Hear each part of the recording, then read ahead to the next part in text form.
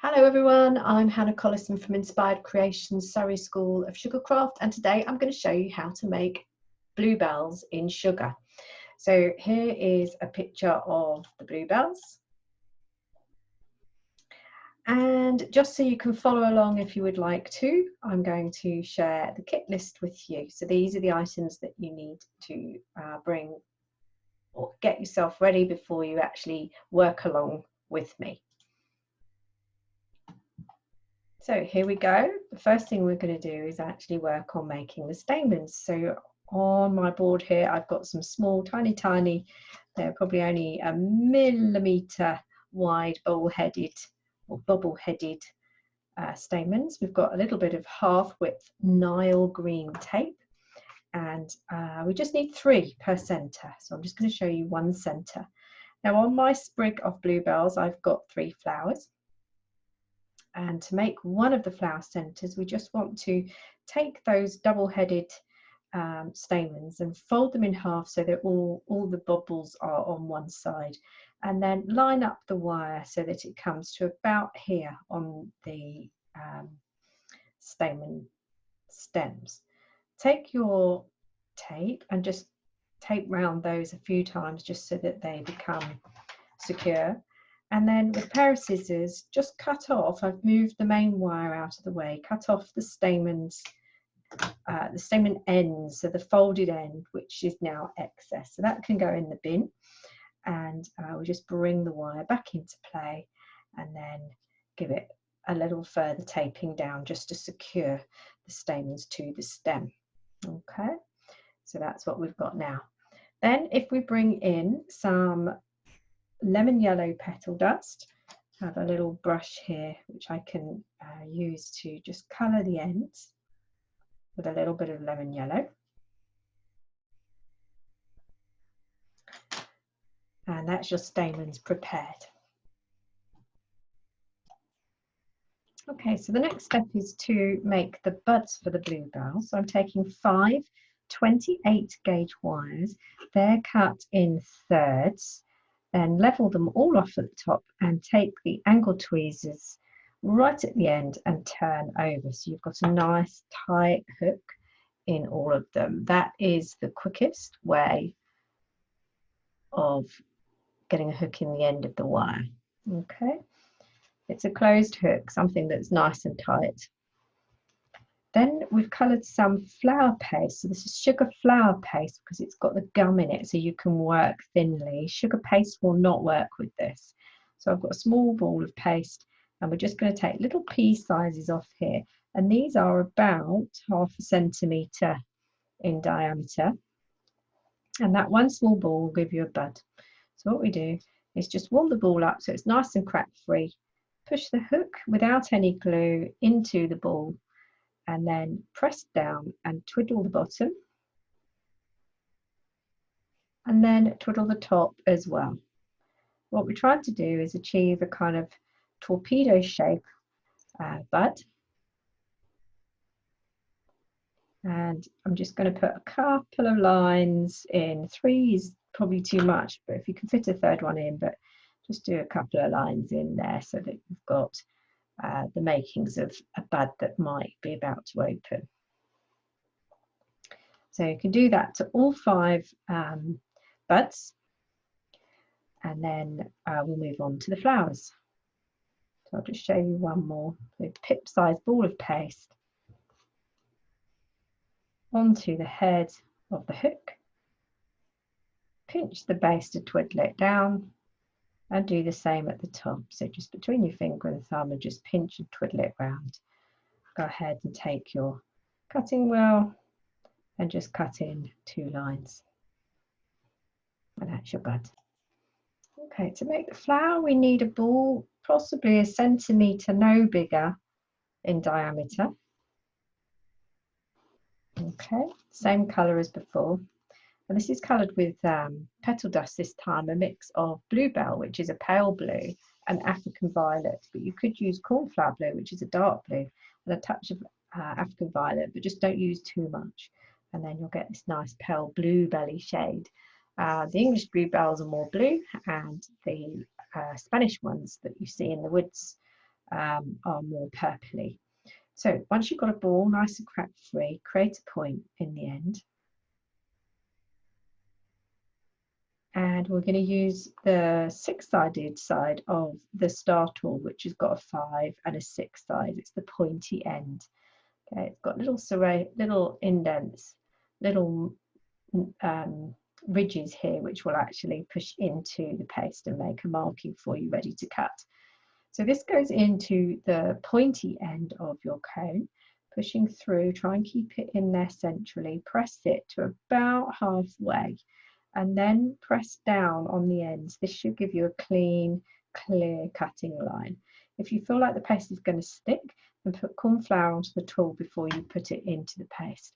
And this now has given you this nice kind of cutting guideline.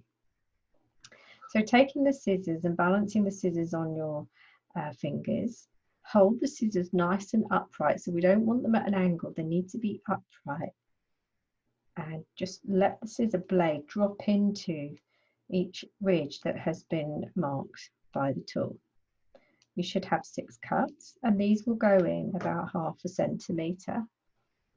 And then you can go ahead and peel these outward. Once you've filled them out, you can pinch both sides of each petal. That will bring it to a point.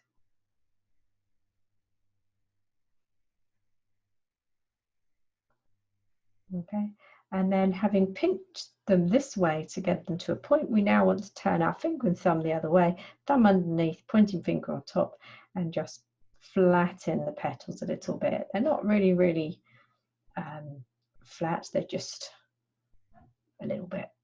Okay, so that's your petals formed. Now in here we want to narrow this part, kind of elongate the body, but keep this fat part intact. So the best way to do that is to press in the center here and just roll to elongate. Okay, so you've got this kind of fat bottom coming to slender point, and then you've got the petal itself. Now, while you have this in your hand, you can make some marks that roll from in between the petals all the way down to the end. So you've got some vein lines. And if I bring my stamens in that I prepared earlier, I can push that through. Make it come out of the center of the back. And as you hit the resistance of the tape that's already on the wire, then give it a little twist as you try and ease it up the stem. And then with a little bit of glue, just a small amount, so wipe the excess on the side of your pot, just a little bit of glue where the taping begins, and do a further twist because there'll be that other resistance as you pull the stamens through. Okay, so now we've got the stamens in the center. And finally, before they dry, or as long as they're still a little bit wet enough to do this, you can turn the tips of your bluebells over.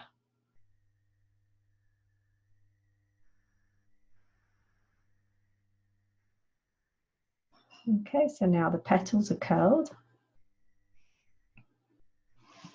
and you have bluebell. Now we'd make 3 of these. To prepare the bluebells and the buds, the flowers and the buds ready to wire together, I'm just going to tape a little bit of tape onto my wire. So I'm just securing the tape a little bit lower down than where the bud starts. Just makes it a little bit easier. So flip over, a couple of twists, and then it's still movable. Okay, so the tape can go up to the top here where the paste begins, and then we can just tape a couple of twists and pull those off. Now both of these, the buds and the flowers, have calyxes as well. So if I just straighten off the end here on the tape, but cut it at a triangle shape, and I can do one for each of my flowers and buds. And And to get this on, this tape has already been stretched. You must stretch it before you cut. We can just lay the flower over on top of the tape, press and give it a little twiddle, and that will take most of it onto the wire, but you'll have this little flicky part here which will be represents the calyx. So we can do that again for our buds. Twist it. So again, you've got a little calyx. And we'll do it again for the last one. This is a tiny triangle. Okay, so again, we've got tiny calyx on there. The final thing to do is assemble our bluebell arrangement. So I've just got a strip of tape here, give it a good old stretch, and then start with your smallest bud if you have one. We can bring a second bud into play, the next smallest one, and start to tape these together. So you can see the first two, there's a bit of a stem here, and then we put the other one in quite tightly. I'll give it a couple of twists and we can add in the further 3 buds. And these will be staggered coming down a little way.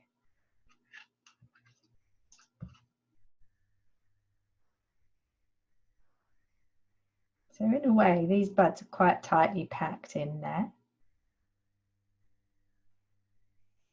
And then we come to put the flowers in. So this time I'm just going to tape a few twists down the wire. If you have got a smallest flower, pick that first. If you line the flower up so that it kind of comes to about 2/3 of the way on the last bud. At the moment it's showing upright, but it will be bent down. A couple of twists and bring the next one in. We must make sure, so maybe it might be a third twist that you have to give it. We must make sure that we've got enough stem length untaped on each bluebell flower so that we can actually bend these over, because we want them to start to curl downward. So I think at the moment it's taking about 3 twists on the flower. And then we'd go ahead and tape all the way down. Just taking another extra spare piece of tape so that we can finish that off. And if you come down to the bottom, it's better not to trim anything until you're actually ready to assemble it in sprays. But I can use a set of wire cutters to do this. And because I'm only showing one stem, it doesn't matter that I trim just to make this neat. Just put a bit of extra tape on the bottom there so that it is not showing any of the wires. Okay, so now we've got to this stage where it looks everything's upright, but we want to now use the tweezers to bring this all down so it looks a bit more interesting. So starting at the top of the flower here, I'm just starting to curl over. If you notice, I start with the tweezers and just close them up slightly and tweak, just turn the tweezers just a little bit so that the wire starts to curl, but it's not a really jerky bend. And now we can just pull these down a little fraction just to open them up. These flowers here need to come back round. So we've got some that are about to droop over because of the weight. That bottom one will be heavier than the others.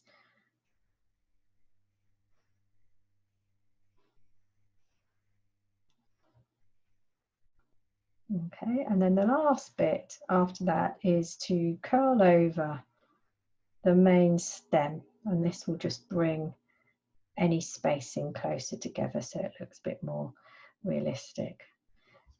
Okay, and there you have your bluebells. All right, so feel free to ask any questions. You can contact us through our website, inspiredcreations.uk.com. Look forward to seeing you again soon.